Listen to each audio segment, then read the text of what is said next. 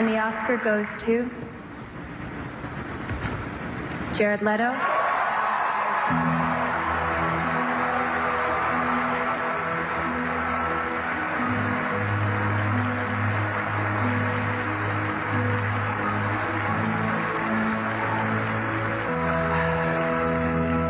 Incredible. Ellen, I love you. To my fellow nominees, I'm so proud to share this journey with you. I'm in awe and I have so much respect for you all. To all the dreamers out there around the world watching this tonight in places like the Ukraine and Venezuela, I want to say we are here. And as you struggle to make your dreams happen, to live the impossible, we're thinking of you tonight. And this is incredibly special as well because there's so many people that helped me get here. And I just want to say thank you to Focus Features, to Mick Sullivan, to Jim Taw, to Jason Weinberg, to Emma Ludbrick, to Callie Adams, to the entire Dallas Buyers Club team. Matthew, I love you. Jean-Marc.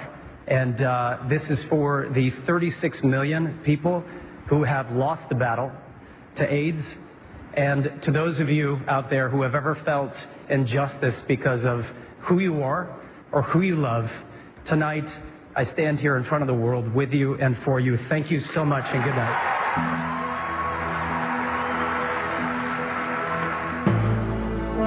Cinemação, o seu podcast sobre cinema. Acesse nosso site cinemação.com. Cinemação.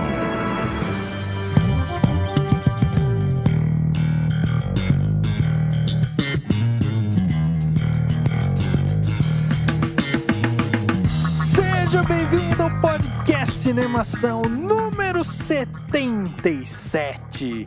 Eu sou Rafael Arinelli. And the Oscars continues to go to... Eu sou o Daniel Cury e ou a gente fala muito bem de 12 anos de escravidão ou a gente é racista.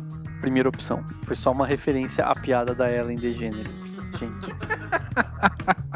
Aqui é o Henrique Risato e eu ainda estou esperando a minha pizza. O Dani com medo de ser apedrejado em praça pública, né? E aí, queria saber se vocês escutaram, né, o nosso último podcast, onde a gente falou a primeira parte, né, do Oscar, e agora a gente vai falar o resto, né, mas vocês conseguiram escutar o podcast, acharam que ficou bom, acharam que passamos bastante informação, estão afim agora de assistir documentários e sobre back vocals, por exemplo?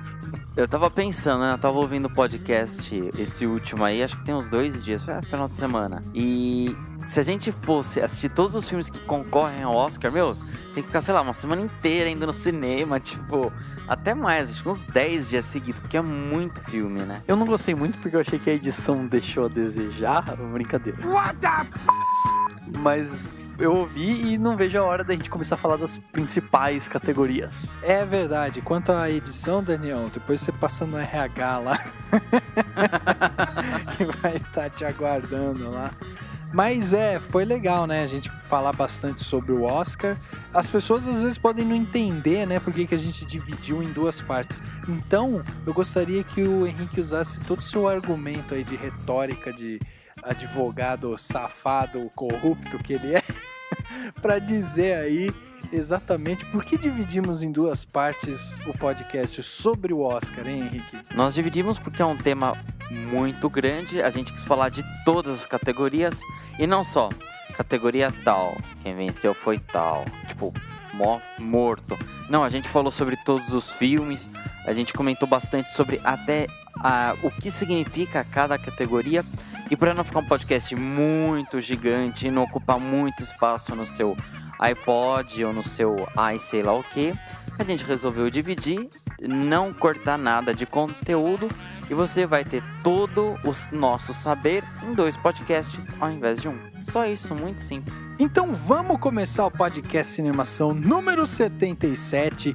Vamos conversar mais sobre o Oscar, vamos agora nos aprofundar nessa nova categoria, nas categorias mais importantes que o Oscar nos trouxe.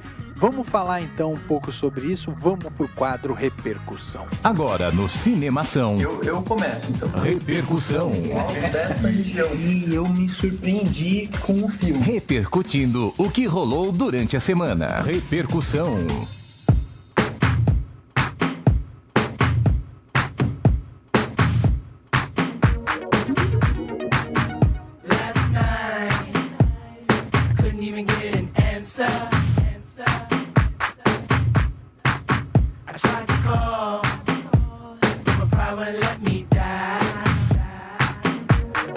Para variar, muitas pessoas desmemoradas, né, ainda não sabem como fazer para entrar em contato com o Cinemação.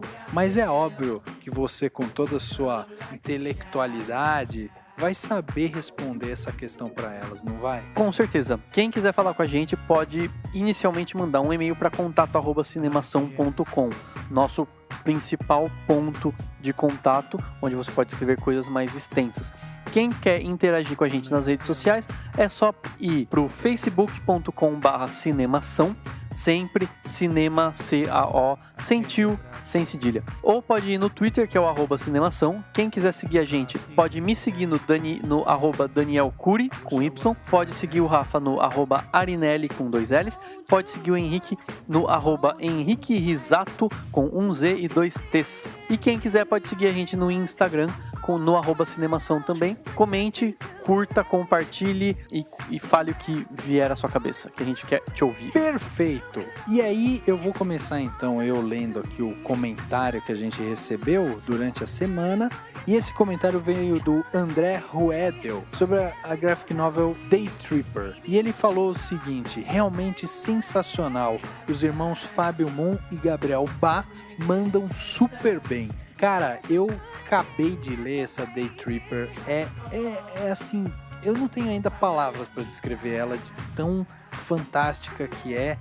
Ela tem uma profundidade que eu nunca tinha visto em obras assim de graphic novel, algo tão sensível e tão próximo como essa revista é impressionante e me surpreendeu muito a qualidade de desenho, de roteiro, de construção de história.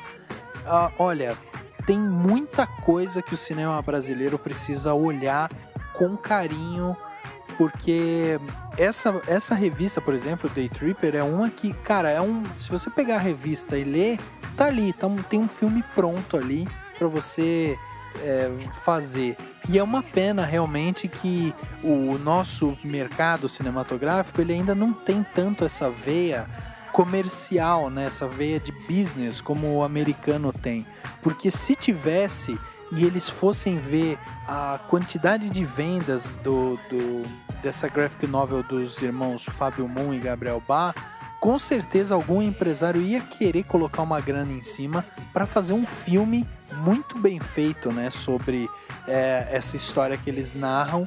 É muito legal.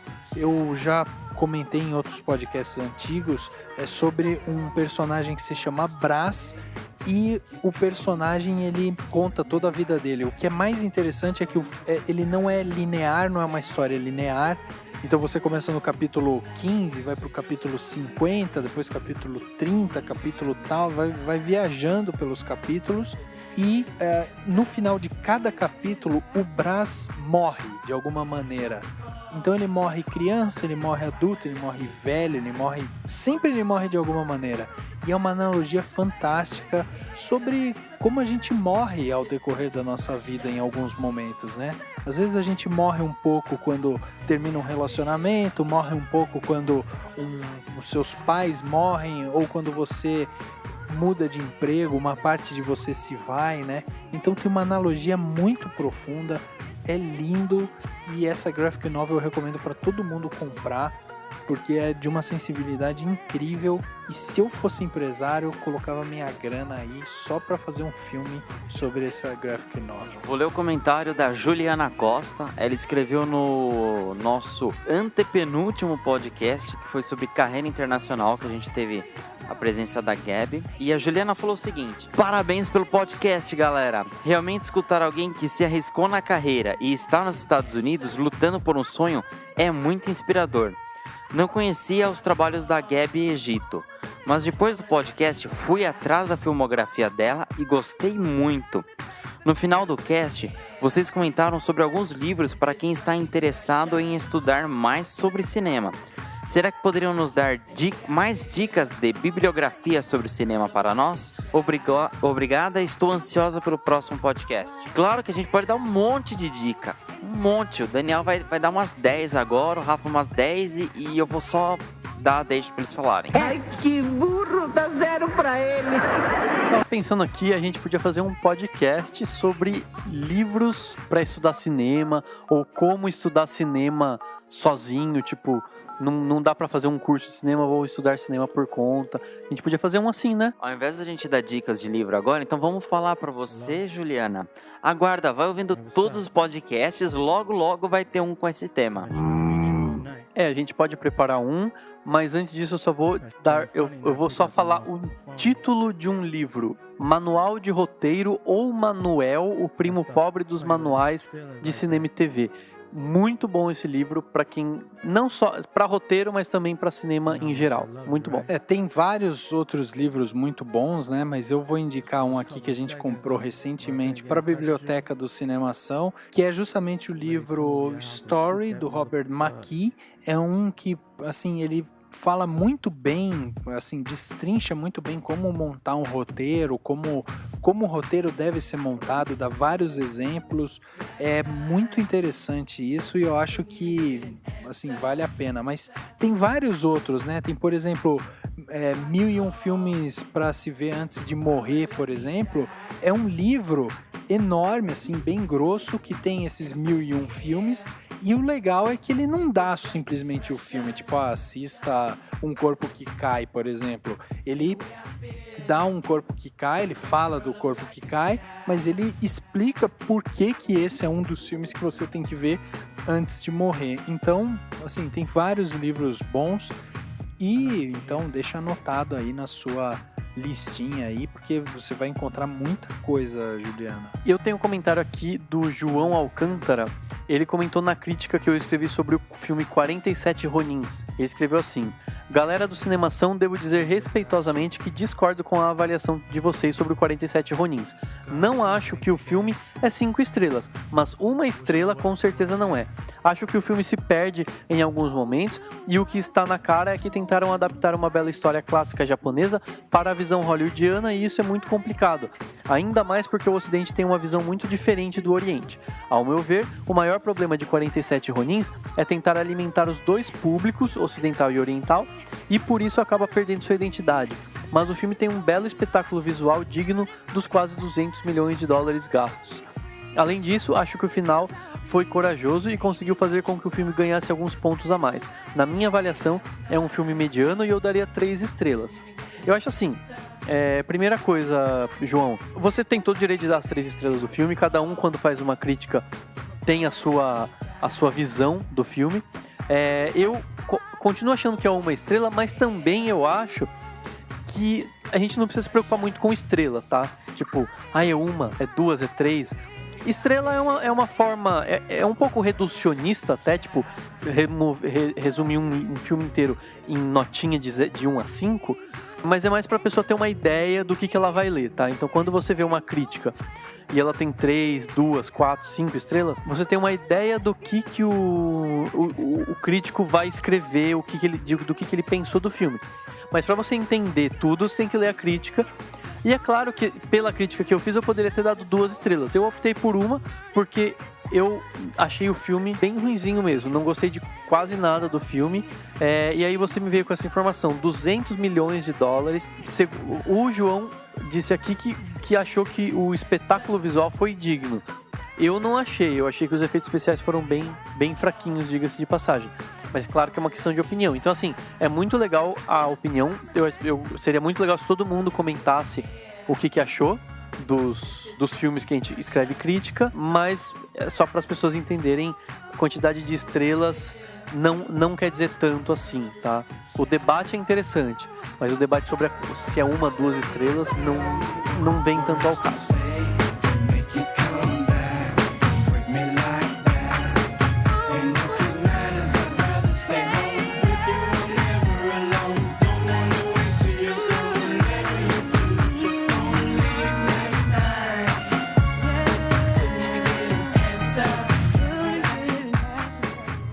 The Oscar goes to... The Oscar goes Do I get this to- one? Yes. All right, Alfonso Cuarón.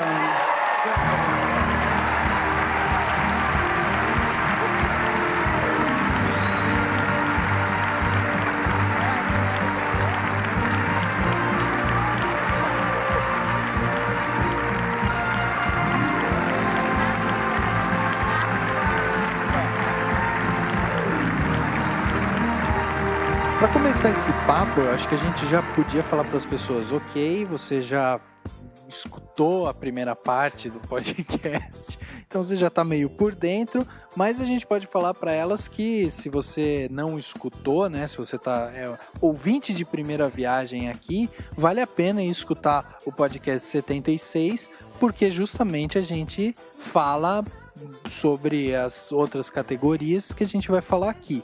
Mas nesse podcast a gente vai tentar começar com categorias que são ditas assim como um pouco mais importantes, né? Então, para começar, em termos de canção original, a gente teve aí a vitória do Let It Go, que é justamente do Frozen, né? Uma aventura congelante. O Frozen que levou o Oscar de melhor animação também e melhor canção original. Então, 2 Oscars aí pro Frozen. Cara, eu diria que, putz, o Frozen, eu vi dos que concorreram à animação, né, que foi Frozen, Vidas ao Vento, Os Croods, Meu Malvado Favorito 2 e Ernest e Celestine. Eu assisti aí 3 desses filmes, dos 5. E Frozen pra mim era algo, tipo, me surpreendeu muito, assim. Eu fui pro cinema para ver um filme de animação da Disney e de repente você se depara com uma coisa totalmente nova dessa, sabe, o amor entre irmãs e essa coisa das irmãs terem que saber dividir, saber dar o espaço. É uma história muito, muito original, assim. Isso foi o que mais me chamou a atenção no Frozen, além da beleza da animação, assim. Eu fiquei completamente encantado pelas menininhas do Frozen, assim, as 2 irmãs. Elas são lindas e com um desenho muito original, assim. Então, eu achei que Frozen mereceu os 2 Oscars. Não tenho muito o que falar sobre canção original, porque eu acho canção eu acho muito relativo também dentro do Oscar, mas, assim, por ter sido com Frozen, eu topei. Eu não assisti o Frozen, eu assisti o Scrooge, o Meu Malvado Favorito 2, e com certeza nenhum desses 2 filmes mereciam ganhar o Oscar. Mas eu tava torcendo também pro... Eu lembro só o nome em japonês, detalhe, né? Vidas ao Vento, que teoricamente é o último filme do Hayao Miyazaki, que conta a criação das aeronaves, né, dos aviões. Frozen, eu acho que ainda tá no cinema, então com certeza eu vou correr pra assistir. Bom, a gente tá no melhor canção original e melhor animação meio que junto. Então, só pra dizer o que eu penso. No Oscar de canção original, eu acho que talvez o Ordinary Love do Mandela, do filme do Mandela, que o U2 canta, poderia ganhar o Oscar. Mas o Frozen era o favorito. E outra, o que eles analisam na hora de dar o Oscar de canção original pra beleza da música, pra qualidade da música e tal, mas também pro que ela representa pro filme. E o Ordinary Love é tipo música tema, né? A música do filme. O Frozen, o Let It Go do Frozen, ele é música de uma virada, um ponto de virada do filme. É um momento em que a menina pega, começa a se transformar em mulher e começa a se ganhar independência, ganhar controle dos poderes dela, etc, etc. Então tem uma importância muito grande, a letra fala muito desse tipo disso, né, do tipo, o gelo, o frio nunca me incomodou e tal, e let it go, né, tipo, deixa ir, se solta, fica independente. Então a partir desse momento merece por isso, né, e já era o favorito. E quanto a melhor animação, pode até ser que eles topassem dar o Oscar pro Hayao Miyazaki, mas ele fez a história, ele contou a história de uma pessoa que, mesmo que não quisesse, contribuiu pro desenvolvimento de aviões que bombardearam Pearl Harbor. Tipo, ele jamais daria um Oscar pra um filme que conta a história de algo que faz parte de uns episódios mais tristes pros americanos. Piores, tipo, uma das maiores derrotas que os americanos têm na história deles, depois do Vietnã, é Pearl Harbor. E foi com esses aviões que estão no filme lá e tal. Então, eles jamais dariam esse Oscar. E aí foi pro Frozen sem tirar nem pôr. E outra categoria que é muito próxima de canção original, né? Pelo menos porque é música, é trilha sonora. E trilha sonora caiu de novo pro Gravidade. E eu acho que também foi muito bem entregue, justamente porque ele inovou nessa coisa da trilha sonora, porque é uma trilha que, como você fala de um filme no espaço onde o som não se propaga, você tem a trilha sonora completamente encaixada com todos os elementos que o filme vai te apresentando, né? Então a trilha começa, a trilha te mostra quando tá para acontecer um perigo e etc. Isso foi uma coisa muito, muito inovadora por parte do Steven Price, né? Que foi quem ganhou o Oscar, mas também de ter feito aí toda essa montagem junto com o Cuarón, né? Eu achei que, trilha sonora para Gravidade não tinha para quem mais entregar, justamente por esse encaixe tão bem feito com a montagem, inclusive, né? Com a escolha do silêncio, né? Volta até uma questão importante. Quem estuda música geralmente tem que estudar muito o silêncio, o que é o silêncio e a importância do silêncio num determinado ponto da música.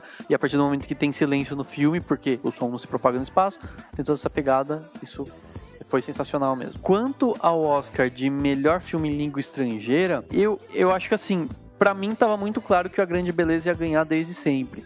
Porque ele foi o que teve mais lobby, não lobby, aquele lobby lá em Hollywood, que os filmes estrangeiros acabam não tendo isso. Mas quanto ao fato de ele estar presente, ele participou de Cannes, participou de vários festivais, e na hora de premiar melhor filme em língua estrangeira, a academia acaba pendendo um pouco para a parte artística, né? Ela deixa de ser tão... porque assim, nos filmes em geral, ela premia muito o que é tradicional.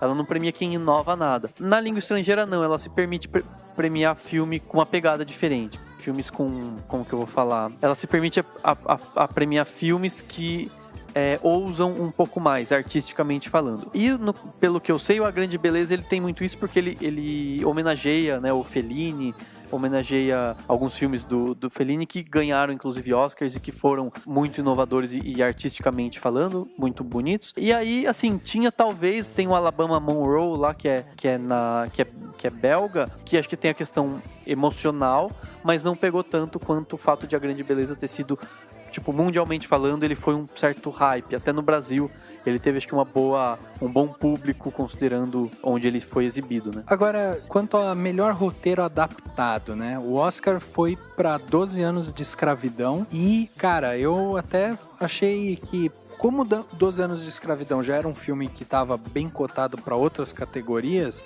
eu imaginei que esse Oscar ia cair ou pro O Lobo de Wall Street ou para Capitão Phillips, justamente porque 12 anos já estava bem cotado nas outras. Mas acabaram dando o Oscar pro filme, que faz sentido quando você olha e fala, não, foi o melhor filme, né? Obviamente tem um roteiro ótimo, né? Como tem uma direção ótima, né? Então eu acho que, assim, minha surpresa se deu mais por não terem levado tanto em consideração os outros filmes, né? Pedi pro Daniel explicar uma coisa que eu sempre tive dúvida. Nessa questão do roteiro adaptado, por exemplo, geralmente eles pegam um livro, certo? Que fez sucesso, como por exemplo o 12 anos de escravidão, que é a história realmente do personagem principal, que ele contou para um editor. E daí é feito um roteiro em cima do livro. Como que funciona, Daniel? Que eu sei que você estudou o roteiro. Não, é simples. O roteiro adaptado é todo filme que adapta alguma obra prévia, né? Então, assim, no caso do 12 anos de escravidão, o cara foi lá, leu o livro do 12 anos de escravidão e escreveu um roteiro. Eu acho que o grande X da questão do prêmio pro 12 anos de escravidão foi em questão ao fato de o livro ser muito formal. É um livro antigo, né? E ele é um livro muito formalzinho, um livro muito rebuscado, né? Talvez para hoje, para época talvez nem tanto, mas ele é muito rebuscado, né? E aí eles adaptaram para uma história mais tradicional e sem ser em primeira pessoa, né? Assim, o livro foi escrito em primeira pessoa, o filme tem momentos em que não necessariamente o protagonista tá lá. E eu acho assim, poderiam ter dado um prêmio pro Lobo de Wall Street, por exemplo, ou pra, de repente, até o Antes da Meia-Noite. Mas eu acho que como o 12 anos de escravidão tava tanto no hype que todo mundo tava precisando encontrar brechas para dar mais Oscars para ele, já que ele tem a questão política dele falar do racismo e tal, e também tem a questão de que o Gravidade tava lá no topo, eles, enfim, acho que foi também uma forma que a academia encontrou de dar esse prêmio para os 12 anos, mas eu acho que foi válido sim, é um roteiro bom. Como você comentou, o Lobo de Wall Street, o livro é em primeira pessoa e o filme, querendo ou não, é em primeira pessoa, né? Porque é o Leonardo DiCaprio contando a história dele, né? Não, sim, mas nesse caso, assim, eu acho que tanto o Lobo quanto o 12 anos poderiam ter ganhado. Não seria nenhuma injustiça nenhum dos dois. Mas foi questão do hype mesmo, do 12 anos de escravidão. Blue Moon was a song that was playing, you know the song Blue Moon. Yeah, but I always wanted to do something with my life. You know, I had energy. I didn't just shop and lunch and go to matinees. You know, I ran charities for poor people, raised money for museums and schools. You know, with wealth comes responsibilities. I wasn't just a mindless consumer like so many of my so-called friends. Though I won't say I dislike buying pretty clothes. Tip big, boys.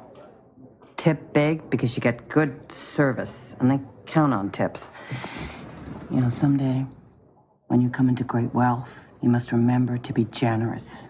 Mom said you used to be okay, but you got crazy. Yeah, and then you talked to yourself.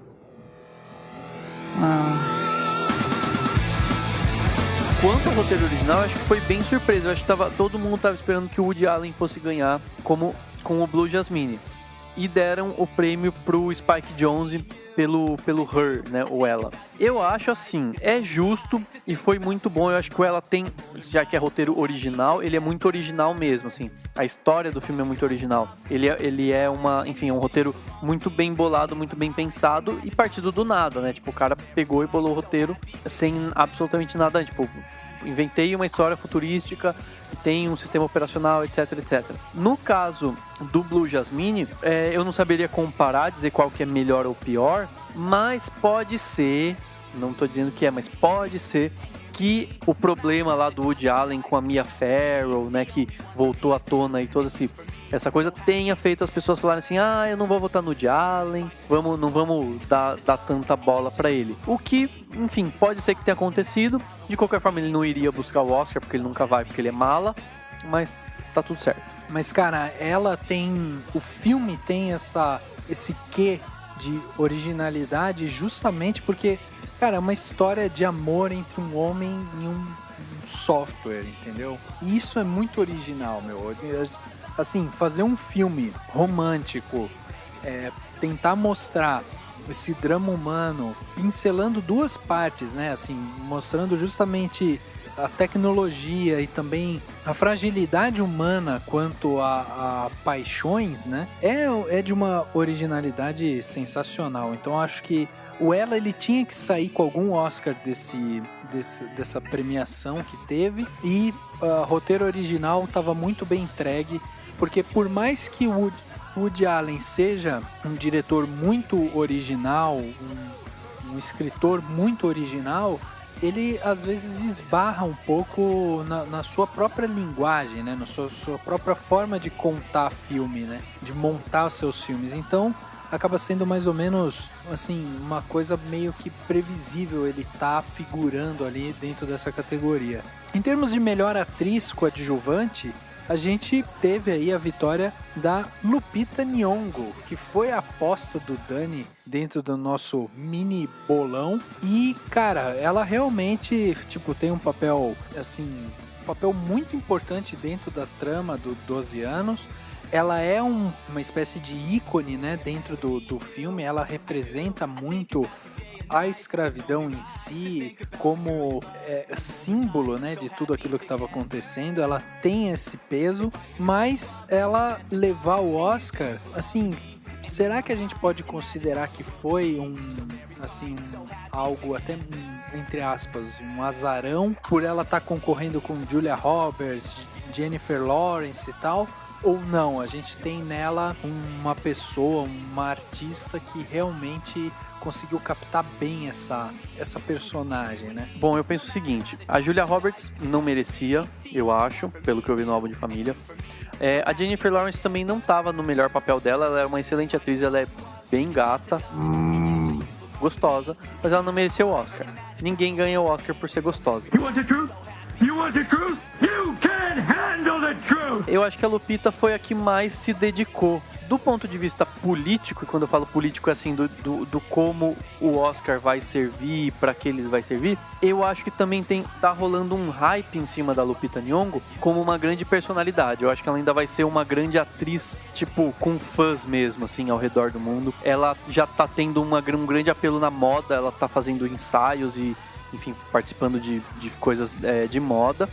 Então acho que tem essa pegada, assim, eles quiseram, tipo, merecidamente, não é que ela não mereceu, mas já que ela merece o Oscar, já que ela foi tão bem, ela conseguiu esse peso legal, e ela tá se transformando nesse novo rosto de Hollywood, é uma forma do Oscar falar assim, mano, vamos ajudar ela a ser a nossa nova princesinha, né? E aí tem a questão, né, ela é negra, a academia e os Estados Unidos como um todo estão tentando falar assim, vamos nos desculpar por tudo o que aconteceu, o que é justo e bom, na minha opinião. É muito importante isso. Quanto mais atores, atrizes e pessoas e negros que forem não só ganhando o Oscar, mas recebendo sendo valorizados pelo que eles fazem, melhor vai ser para a sociedade como um todo, até para a brasileira e para as outras sociedades. Então eu acho que foi válido, sim. Eu ouvi falar que a June Squibb mereceria o Oscar, porque dizem que ela tá excelente. Eu não assisti o Nebraska, mas pelo que eu vi ela tá excelente, ela é muito engraçada, ela faz um papel muito bom e é uma atriz com um histórico muito legal. Mas também não é uma grande atriz, tipo, hollywoodiana, que a academia precise dar esse valor, então eles acabaram só dando a indicação para ela. Em contrapartida, né, se teve algum tipo de polêmica enquanto a Nyong'o ter ganho atriz coadjuvante, em ator coadjuvante, assim, meio que tava escrito já, né, que o Jared Leto ia levar justamente esse Oscar porque ele tem um papel extraordinário dentro do filme, né, principalmente com atuação, maquiagem, tudo, casou tudo e ele conseguiu levar o personagem de uma forma primorosa, não foi? Cara, eu concordo. Eu acho assim, todos são muito bons. O Barkhad Abdi foi muito bom, o Jonah Hill foi muito bom, o Bradley Cooper, o Fassbender foram muito bons, assim. Mas o Jared Leto teve essa coisa de se dedicar muito, né? De mergulhar no personagem de uma forma que os outros não mergulharam, ou de pelo menos não pareceram, né? Que mergulharam desse jeito. Enfim, e tem a questão da transformação física que eles valorizam muito, então não tinha pra ninguém. O que a gente falou na parte do próprio filme ganhar de melhor maquiagem, já vi isso tudo, né? Não foi só o Matthew McConaughey que mudou porque ele emagreceu. Se você pega qualquer trailer, qualquer imagem do filme do Clube de Compra Dallas, você vê o Jared Leto, você não reconhece ele. Tipo, eu não conseguia reconhecer. Eu fiquei olhando, caralho, é ele, né?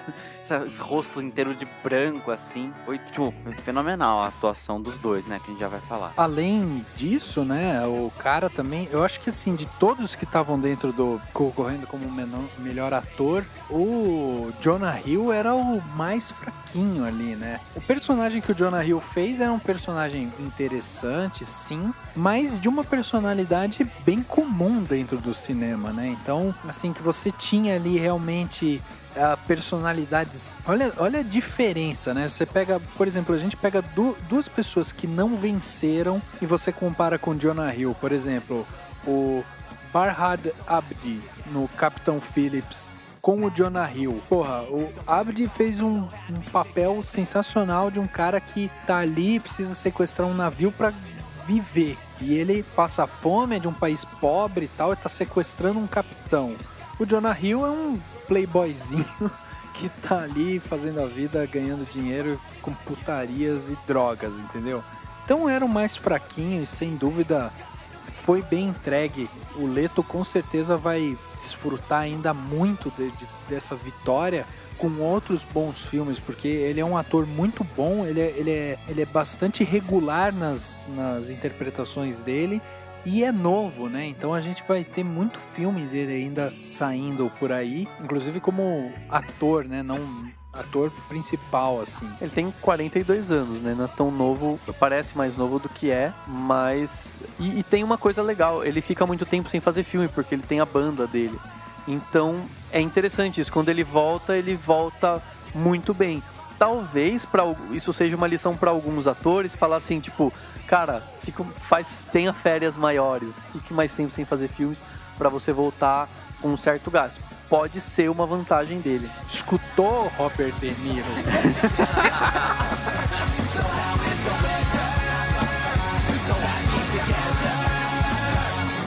What about your mom?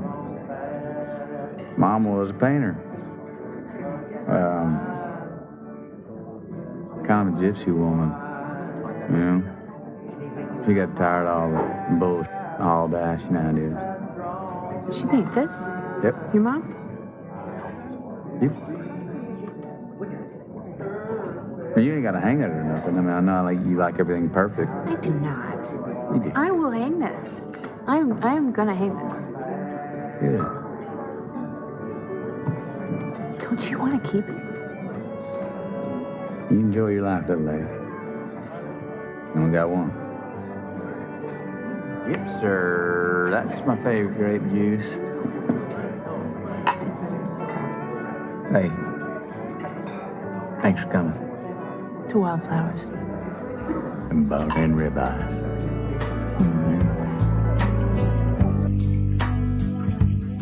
Bom, aí chegamos nas principais categorias que o Oscar nos traz, né? Primeiro, com melhor atriz, a Cate Blanchett realmente venceu. E, cara, eu acho que ela venceu porque o filme foi montado pra ela, né? É uma personagem que tem todos os dramas e o filme se passa contando a vida dela. Então, tipo, não tinha... Por mais que você fosse ver... uma que eu achei que poderia vencer novamente era justamente a Meryl Streep, pela personagem dela que tinha uma variação de personalidade dentro do filme muito grande. Mas a Cate Blanchett estava muito bem calçada pelo roteiro também, né? Cara, eu acho que não tinha pra ninguém, porque assim, seria injusto se qualquer outra ganhasse. A Judi Dench e a Amy Adams não fizeram nada tão extraordinário. A Meryl Streep eu acho que não foi tão bom, ela só berrava, sabe, assim, ela, tipo, tudo bem, ela é muito boa, mas não merecia, ela já tem tanta indicação e tanto Oscar, não tanto Oscar, mas ela tem muita indicação e, enfim, já tem Oscar, que, sabe, não tinha pra quê. Talvez a Sandra Bullock seria interessante, porque também ela carrega o filme sozinha, literalmente, né, no caso do Gravidade, mas também não é nada que você fala assim, putz, dá um Oscar pra ela. E aí, então, não tinha pra ninguém e a Cate Blanchett ganhou tudo quanto é sindicato, tudo quanto é prêmio que você imaginar. Então, eu acho que foi válido, assim, e correspondeu ao que todo mundo tava achando dela. Já de melhor ator, aí chegamos na polêmica, né? Muita gente falando que quem deveria ter ganho era o Leonardo DiCaprio, mas quem levou a estatueta foi o Matthew McConaughey, e ele... Cara, desbancou vários críticos porque era um ator carimbado pelas comedinhas românticas, os filmes meio B, assim, e tal.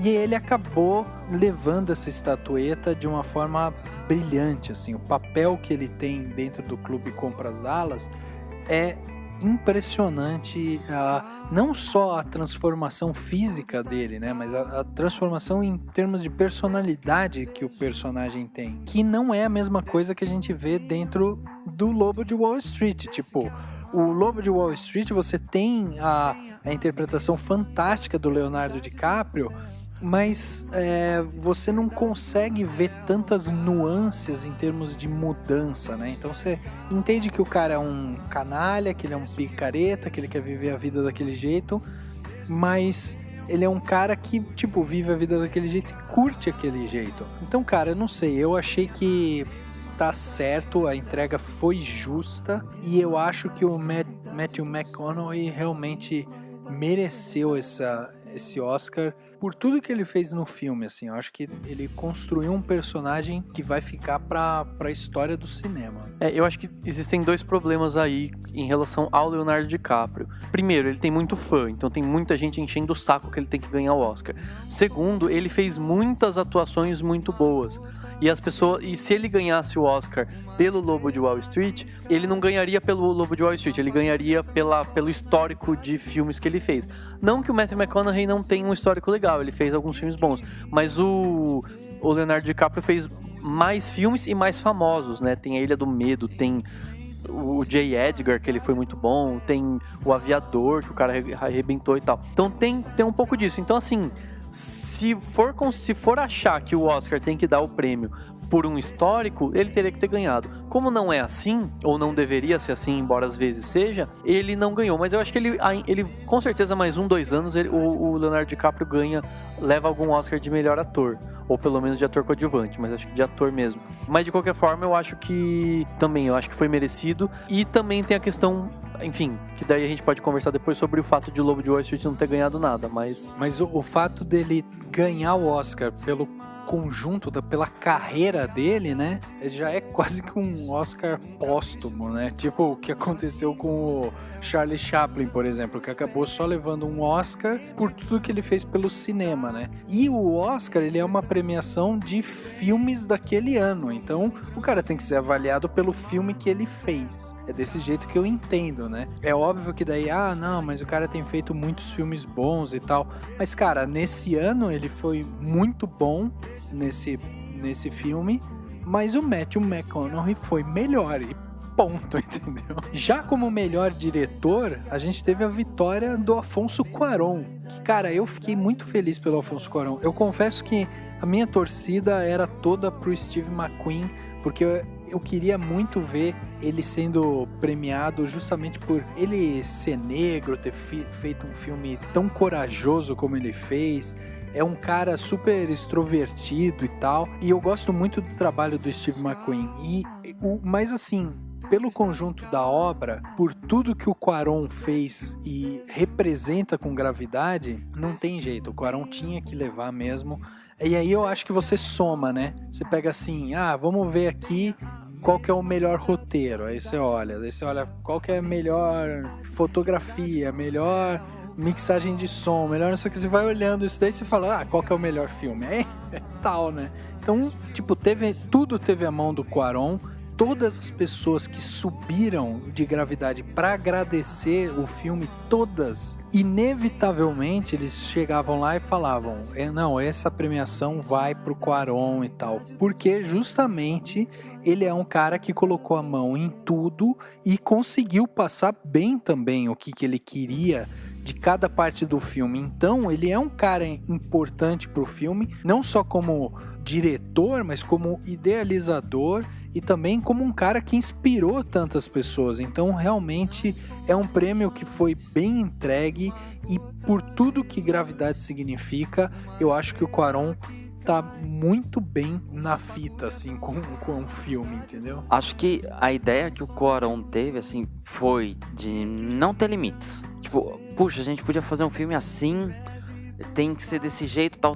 Vamos pôr um chroma key, né, que é aquela tela verde enorme, fazer um monte de efeitos especiais. Vamos e não vamos. Se você pegar as fotos de bastidores, tem até um post, um vídeo que o Daniel colocou no Cinemação, da Sandra Bullock dentro de como se fosse de um pedaço da nave, que gira, e a câmera gira junto, então uma coisa assim, absurda, né? Não é mais aquela coisa da câmera na mão, é tipo a câmera em qualquer lugar, não tem a firmeza, né? Não tem aquela haste segurando. E eu achei excelente também ele ganhar por ser o primeiro diretor latino, né, a ganhar o prêmio. É isso que eu ia comentar, ele é o primeiro diretor mexicano, o primeiro diretor latino-americano a ganhar o Oscar, então não foge tanto dessa coisa de, no fim das contas, esse Oscar valorizou muito os grupos pouco valorizados na sociedade americana, que são os latinos e os negros, e o fato, e uma coisa que eu acho que é interessante, é que nem todo mundo no México acha isso legal. Muita gente vê o Cuarón como uma espécie de traíra, assim, tipo, alguns críticos de cinema falam, ele foi pra fora fazer filmes pra fora, né? E daí teve um crítico de cinema que comentou que o Gravidade, porque muito mexicano tava orgulhoso do Gravidade. Pô, é dirigido pelo Cuarón, que é mexicano, o filho dele, um monte de gente é do México, tem pessoas no México, mexicanas que estão no filme.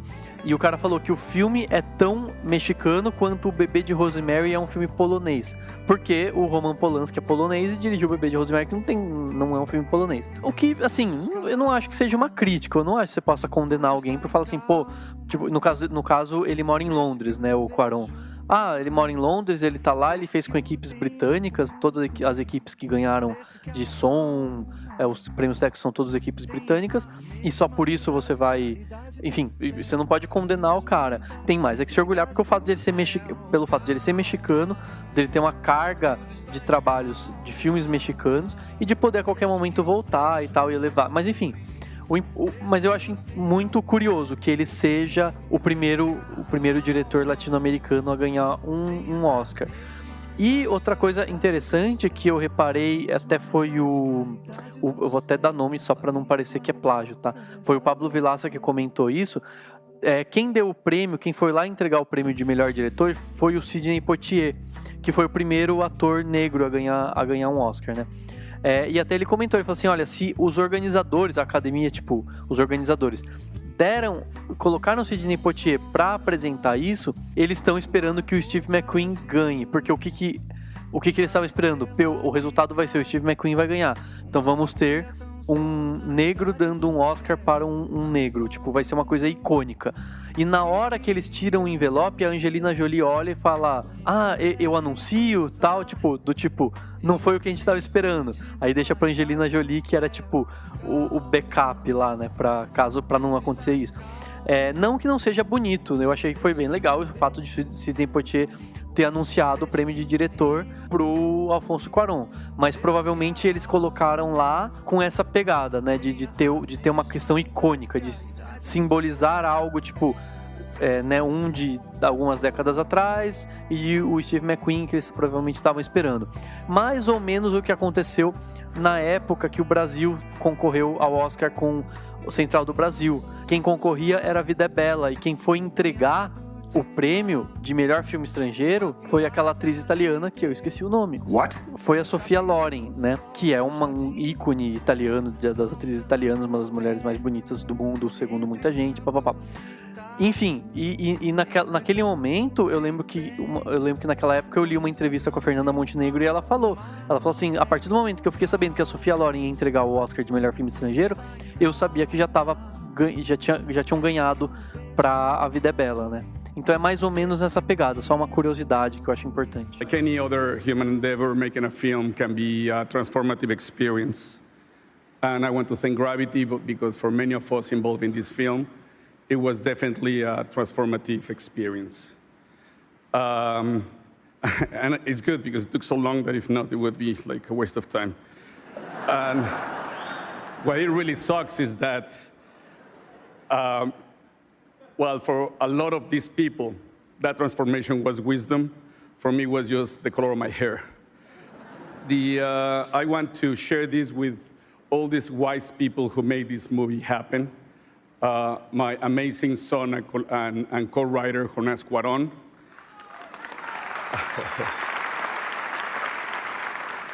Sandra Bullock, Sandy, your Gravity.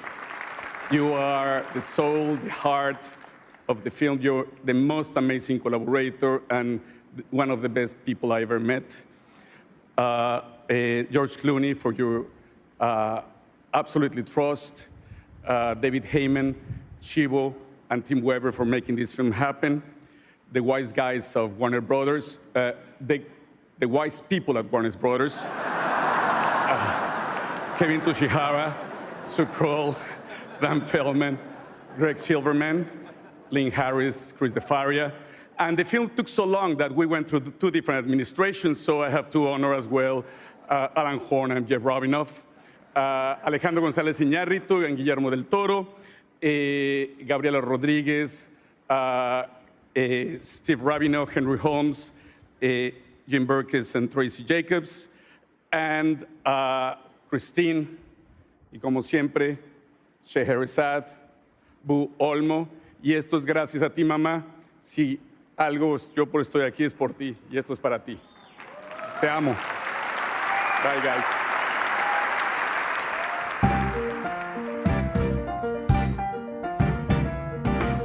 Mas, assim, ó, por mais que, tudo bem, seja muito óbvio e até, assim, entendível que o Alfonso Cuarón ganhou melhor diretor justamente por todos os elementos técnicos, tudo que o Gravidade representou, vocês não acham que aí tava, de repente, um ponto pra... Pô, Gravidade ganhou 7 Oscars.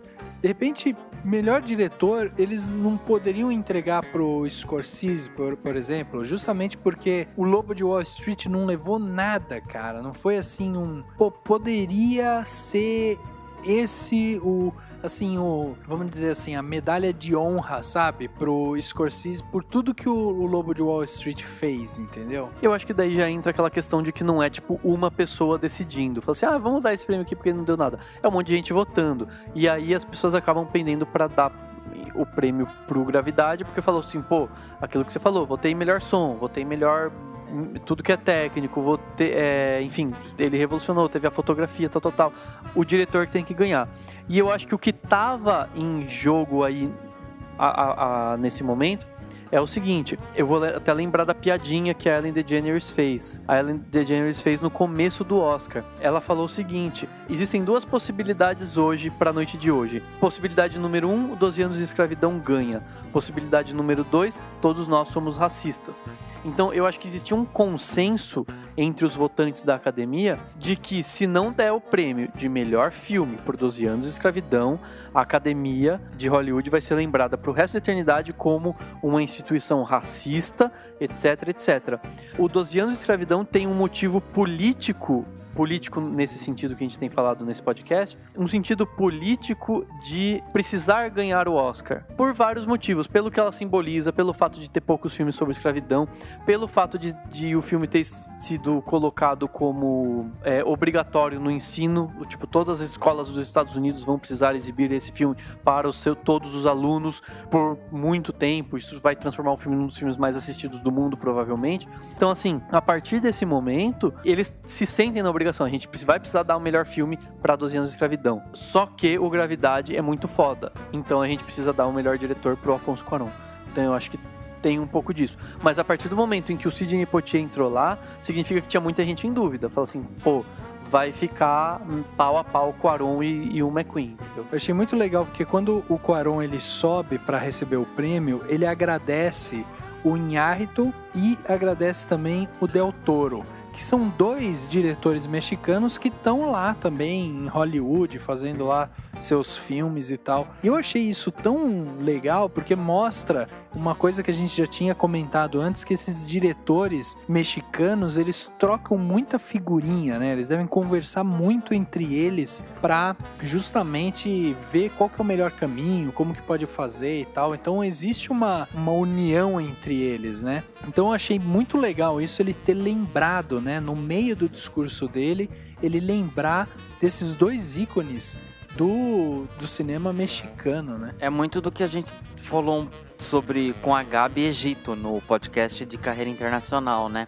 E a gente tem o exemplo do Padilha agora, que dirigiu o remake do Robocop E tá, tipo, super famoso, né? Eu acho que assim, uma vez a gente até comentou em algum podcast, que eu acho que foi no podcast do Guilherme Del Toro, que a gente fez um só sobre ele, eles formam meio que um clubinho, né? Tipo, diretores mexicanos em Hollywood.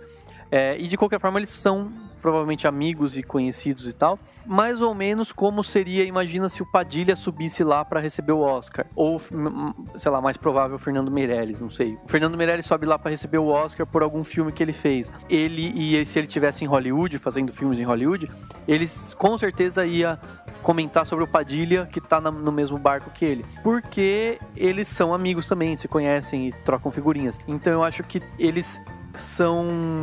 Um ajuda o outro, né? Por exemplo, eu sei que o Guilherme Del Toro, que foi convidado para dirigir o terceiro Harry Potter, e ele indicou o Cuarón. Ele falou assim, olha, eu não vou dirigir, não posso, não quero, sei lá, mas vocês deviam chamar o Alfonso Cuarón. Inclusive, foi aí que o Alfonso Cuarón conheceu o David Heyman, que é o produtor britânico dos filmes do Harry Potter, que tá com ele agora e fez o Gravidade. Ou seja, se não fosse o Guilherme Del Toro, não existiria a Gravidade, de uma certa forma, né? A gente pode pensar nisso. Não existiria o filme Gravidade, tá? Não é que não existiria Gravidade. Mas, enfim, eu acho que é interessante a gente ver como que as coisas funcionam e como que tem muito de amizade e de indicar um ao outro, etc. E aí a gente já até arranhou, né, um pouco do tema, mas o Oscar de melhor filme foi justamente para 12 anos de escravidão, que teve aí como concorrente Captain Phillips, Clube de Compras Dallas, Ela, Gravidade, Nebraska, O Lobo de Wall Street, Filomena e Trapaça. E aí o 12 anos de escravidão levou melhor filme. Eu acho que, nesse caso, seguindo a coerência, né, Gravidade deveria ter ficado com o melhor filme por tudo que ele fez, por tudo que ele ganhou. Mas 12 anos de escravidão é um filme que realmente, como o Dani já falou, representou muito, né, de tudo que ele tem da história americana.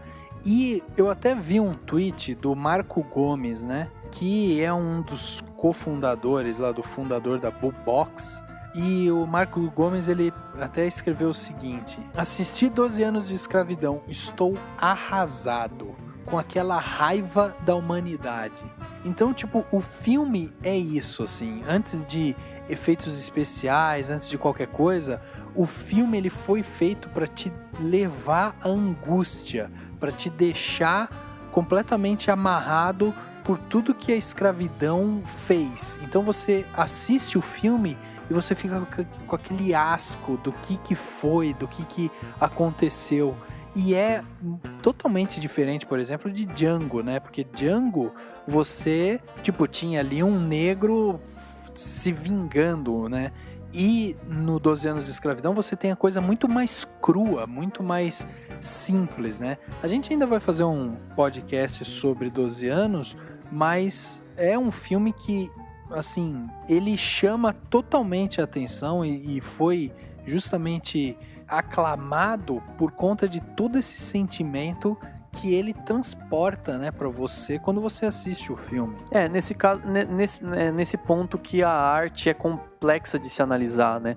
Porque todo filme e toda obra de arte, qualquer que seja, ela tem não só a parte estética, mas a questão temática é muito importante. E ela sempre é um reflexo da sociedade em que se vive, né? Então, no caso do 12 anos, ele pega algo uma história real no passado e meio que mostra a cicatriz, né?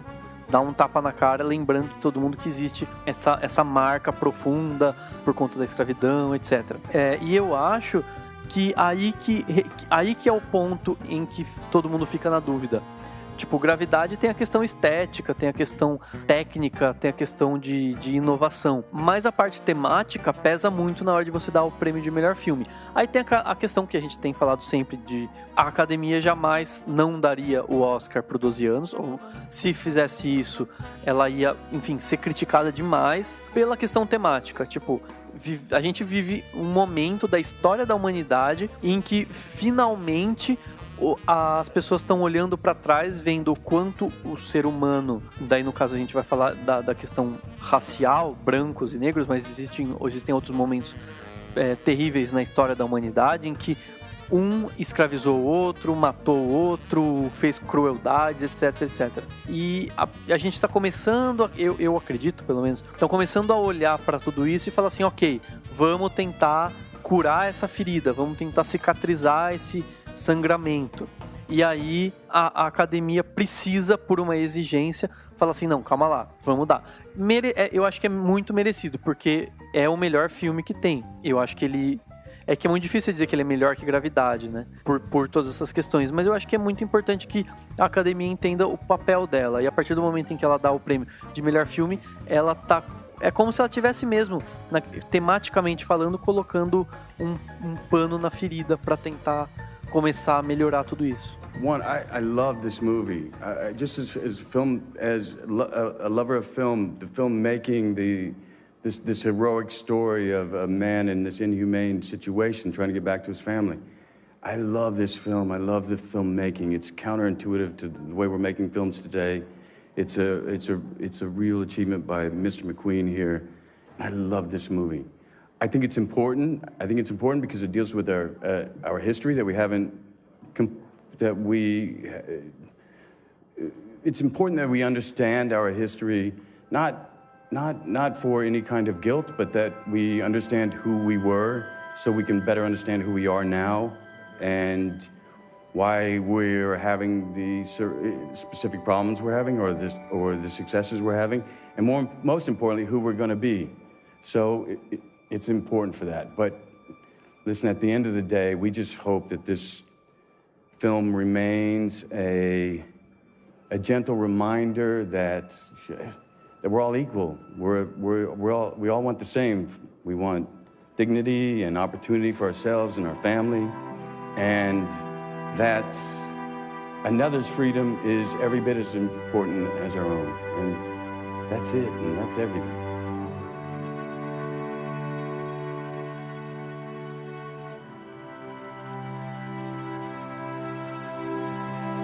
12 anos de escravidão, logicamente a gente tem que pegar o ano passado para pensar nele. Tem o Django e tem o próprio filme do Lincoln, que a gente pode usar de comparativo, né?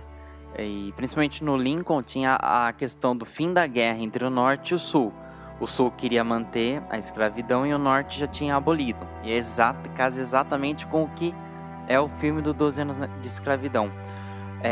Mais que a própria atuação do personagem principal, eu fiquei contente quando a Lupita ganhou como atriz coadjuvante, porque assim, você vê o quanto a personagem sofria, né? Tem a hora que eles estão dançando, acho que foi a cena que mais me marcou no filme, e vem a esposa do personagem do Michael Fassbender, ela pega um objeto, sei lá o que era, quadrado, grande, joga e acerta no olho dela. Não sei, acho que eles devem ter pego um negócio de espuma na hora pra filmar, mas é cheio, é com a quina no olho, pá!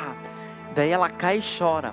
E o que mais me impressionou, mais do que as chicotadas e tudo, foi essa cena e uma outra cena que a também personagem lá do Michael Fassbender, da esposa dele, unha o rosto da Lupita.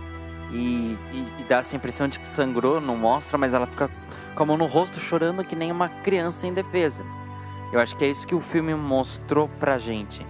Eram, não crianças, mas eram pessoas totalmente indefesas. O que elas iam fazer? Eles não tinham voz, né? Eu acho que é o mais marcante. Talvez por isso, realmente, que ele ganhou de melhor filme. Porque, sem dúvida, tecnicamente, Gravidade, fodástico. Mas, assim, a história pra se contar e pra você contar pras outras gerações, eu acho que 12 anos de escravidão era imbatível. Agora, em termos de ausências ou de, assim... falhas, sei lá, vocês acham que o Lobo de Wall Street foi o maior injustiçado ou faltou alguém aí no meio da premiação que poderia ter tido a honra, né, de receber alguma coisa e tal? Vocês acham que teve alguma coisa nesse tipo ou não? Correu mais ou menos dentro daquilo que todo mundo já meio que esperava, né? Cara, eu acho que o Lobo de Wall Street deu azar mesmo. Tipo, caiu no mesmo ano do que o 12 anos de escravidão precisava ganhar, acabou no mesmo ano que o Alfonso Cuarón fez Gravidade. Então o Martin Scorsese meio que se ferrou nessa parada. E aquela coisa, se o Lobo de Wall Street em si, um prêmio, por exemplo, um Oscar pro Martin Scorsese seria muito mais pensando no histórico dele, em alguns problemas, tipo quando o Rock ganhou o Oscar no lugar do Taxi Driver, tipo, aí naquela época foi uma injustiça, talvez. Mas hoje, enfim, não seria. E muita gente às vezes fica querendo que o Martin Scorsese ganhe alguma coisa pelo histórico dele, muito mais do que pelo Lobo de Wall Street, que é um filme muito bom, mas, na minha opinião, não mereceria ganhar no lugar em nenhuma das categorias, né? No lugar, no caso do Leonardo DiCaprio, no lugar do Matthew McConaughey, no melhor filme, no lugar do 12 anos ou do Gravidade. Outro perdedor que eu acho que foi muito justo até, foi o Trapaça. Ele se transformou num dos maiores perdedores da história do Oscar. Eu tenho até uns dados legais aqui que eu acho que é interessante. O Trapaça levou 10 indicações ao Oscar e ele não ganhou nenhuma. Ele tá igualado ao Gangues de Nova York, que também é do Scorsese, que teve 10 indicações e não ganhou nenhuma no Oscar de 2002. Ele tá igualado ao Bravura Indômita, que também teve 10 indicações e não ganhou nenhuma no Oscar de 2010. E ele só perde pro A Cor Púrpura, que é do Spielberg, teve 11 indicações e não ganhou nenhuma, em 85. E pro filme Momento de Decisão, no Oscar de 77, que teve também 11 indicações e não ganhou nenhuma. Então, quer dizer, ele tá entre os que mais teve indicação e menos ganhou. De um certo ponto de vista, é melhor você ter indicação e não ganhar nada do que não ter nenhuma indicação. Mas eu acho que foi muito justo. Ele é um filme que não precisava ganhar nada mesmo, em nenhuma das categorias que ele tava concorrendo. Agora, Henrique, você não sentiu falta, de repente, lá dos filmes que você gosta tanto, né? Tipo, por exemplo, o Pacific Rim. Você não sentiu falta do Pacific Rim no Oscar ou em qualquer outra premiação aí do mundo artístico, cinematográfico aí? Você não sente falta? Você não acha que vocês são injustiçados porque vocês gostam dessas obras e ninguém valoriza? Olha, pra quem gosta assim de filmes assim bem, sabe, cabeça, melhor do que um Oscar é assim: vai sair um quadrinho do Pacific Rim, vai sair um desenho animado do Wolverine Samurai. Meu, beleza, foda-se o Oscar. Isso daí já chama franquia por causa disso, assim, Star Wars. Meu, vai sair o filme, vai ser relançado. Ah, mas tem alguma coisa? Mas não, é o mesmo filme, cada segundo é igual. Mas vai ser uma coleção de brinquedos que vai valer a pena. Realmente, a única coisa que eu poderia reclamar, talvez, seja o do filme de melhor animação. Mas assim, eu tava torcendo por eu gostar muito do trabalho do Hayao Miyazaki.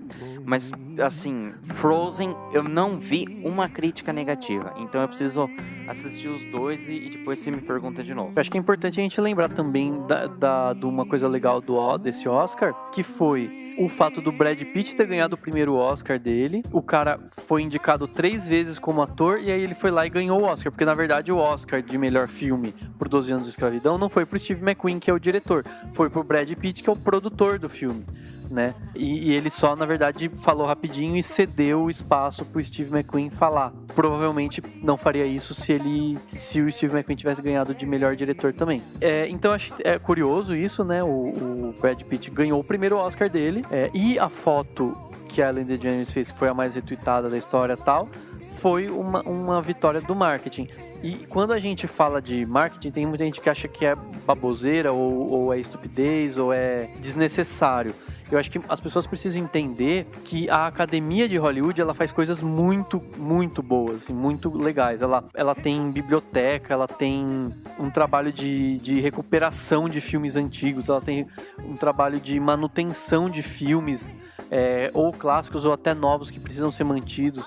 Ela tem um trabalho muito grande. Ela até mostrou, teve um momento, né, na cerimônia, para quem lembra, que teve pessoas que subiram no palco, uns jovens, né, estudantes e tal. Ela tem um trabalho muito legal de descoberta de novos talentos. Isso é muito importante para o cinema se manter, para o cinema continuar como ele é e continuar melhorando.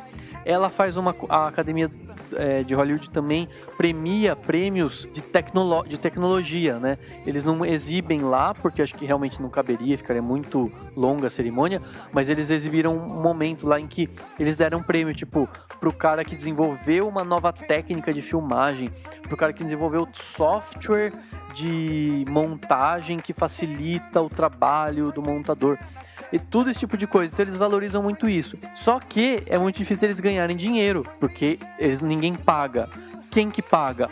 A cerimônia do Oscar. A cerimônia do Oscar, ela serve, é claro que ela serve para premiar todo mundo e para manter a indústria cinematográfica valorizando quem faz o trabalho bem feito, etc. Mas ela também serve para a academia ganhar o dinheiro, para ela se manter o ano inteiro fazendo esse tipo de coisa que ela faz e que é muito importante. Não só para o cinema americano, mas também para o cinema mundial como um todo. Então, as pessoas precisam entender isso. Então, quando a Ellen DeGeneres vai lá e pega e faz uma foto e foi uma baboseira e teve o patrocínio da Samsung, provavelmente, eu não sei de dados, mas foi uma ação de marketing da Samsung, foi basicamente a Samsung dando dinheiro para a Academia de Hollywood continuar fazendo o que ela faz com a qualidade que ela faz. Então, eu acho que as pessoas precisam entender um pouco disso. É isso mesmo, Dani. Precisam entender muita coisa. A gente tem, principalmente na internet, a gente tem muito especialista em coisa nenhuma, né? Então, as pessoas precisam tentar buscar mais informação. E justo ou não justo, o Oscar tá aí, foi dado os prêmios e, assim, dentro de toda a avaliação que a gente faz, todo o balanço que a gente fez aqui, a gente pode dizer que foi uma cerimônia justa, né? Apesar de terem coisas que a gente pode achar que foi controversa e tal, mas foi justo. A gente não mudaria muito o tipo de premiação. Então, se deram, sei lá, 20 prêmios, desses 20, 18 é meio que consenso, assim, quem venceu. Então, assim, a premiação tá aí, merece todo o glamour que tem, porque realmente reúne todos esses artistas e tal. A cerimônia desse ano foi muito elogiada e a gente espera que pro próximo ano isso se perpetue, né? E que a Ellen continue como apresentadora do Oscar por mais um tempinho aí, porque ela foi muito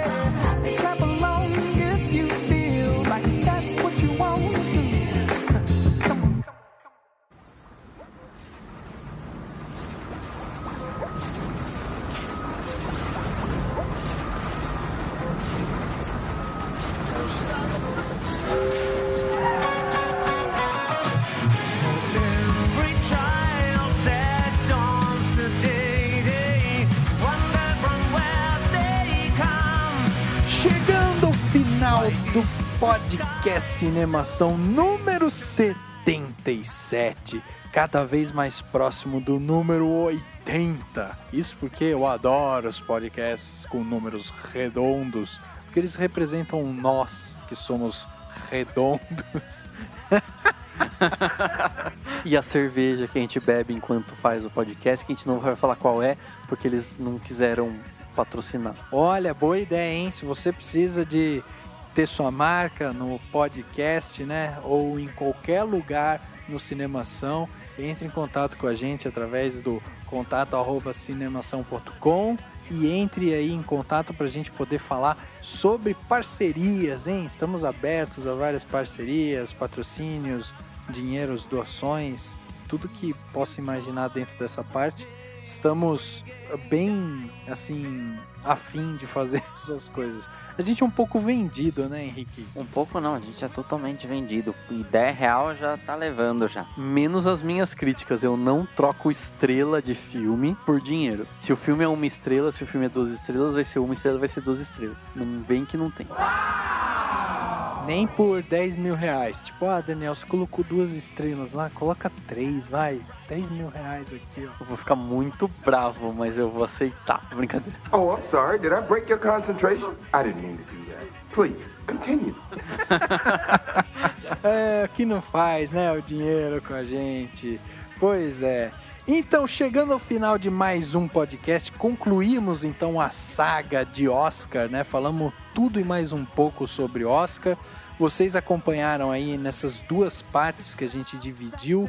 Não vai acontecer isso com costume, né? A gente não tem o costume. Você que acompanha o podcast do Cinemação já faz aí quase 3 anos, né, que a gente está fazendo isso. Você viu que a gente não costuma fazer, mas dessa vez a gente sentiu essa necessidade porque foi uma premiação bem legal que aconteceu. Então, tipo, divulga, compartilha aí o podcast com todo mundo, porque realmente, assim, tem coisas que a gente entende depois, né, que a gente escuta, que a gente assiste, estuda, que a gente consegue conversar melhor sobre aquilo. Então, se você gostou, compartilha, comenta, manda seu recado. E Dani, Henrique, muito obrigado mais uma vez pela participação de vocês. Acabamos a saga do Oscar e que vem o próximo, que vai ser sobre um filme. Só isso que eu posso falar. É isso aí, galera. Perdão se eu falei demais, eu sempre me empolgo e falo pra caramba. Mas obrigado a todo mundo que tá ouvindo. Valeu, Rafa, valeu, Henrique, e até a semana que vem. Valeu, pessoal. E eu achei uma boa a gente dividir em 2 partes, porque tudo que é bom ter um gostinho pra se repetir. Falou, até a próxima. O podcast Cinemação número 77 fica por aqui. E a gente se vê no próximo.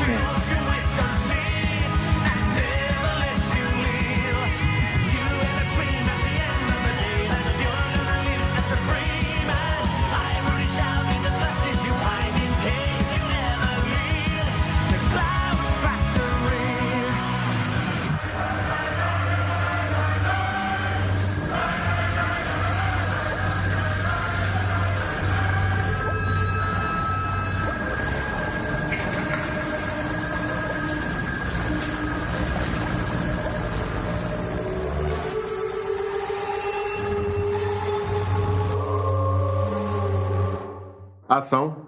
Então, Henrique, ótima ideia. Se um dia você broxar, você vira pra sua namorada e fala assim, é que eu só tô dividindo em 2 partes pra deixar um gostinho pra depois. Mas o que você acha que eu falo? Exatamente isso. O pior é pra deixar um gostinho pra depois. Vai saber onde ele broxou, né? Em que momento ele deu aquela broxada. Detalhe que minha namorada é o Daniel, né?